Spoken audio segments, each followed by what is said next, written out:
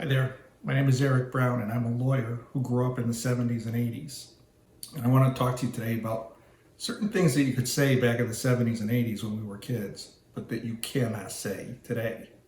And the reason I bring it up is because over the last several months, I've had a number of folks come to see me who are in their 50s and 60s, who grew up in the 70s and 80s, who are saying things at work that they can no longer say.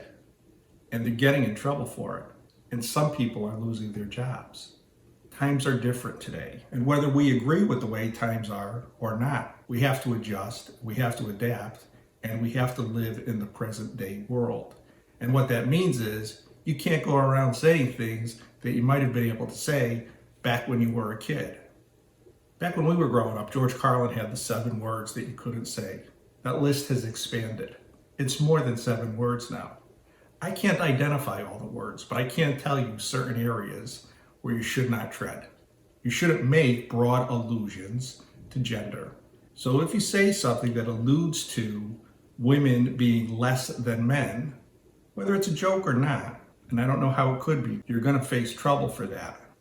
If you make broad references about ethnicity or about race, whether you think it's a joke or not, you're going to be held accountable. And I'll tell you why. The reason why you're going to be held accountable is because in these days, when you make those types of references, it's going to go public. It's not going to go public in the newspaper like it used to in the old days.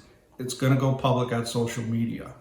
And when your company or your boss is connected to those types of references, you're going to be the one who's held accountable for it, because your boss's business cannot suffer by allowing people like you to make references to ethnicity or gender or race. So you need to be aware and you need to be careful, and you can't go around talking about gender or race or ethnicity. And if you do, you're going to face the consequences. And there's nothing anybody like me, a labor lawyer, is going to be able to do to help you.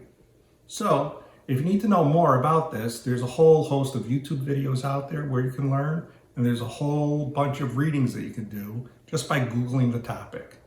Educate yourself about these issues and try to be a better colleague when you go to work.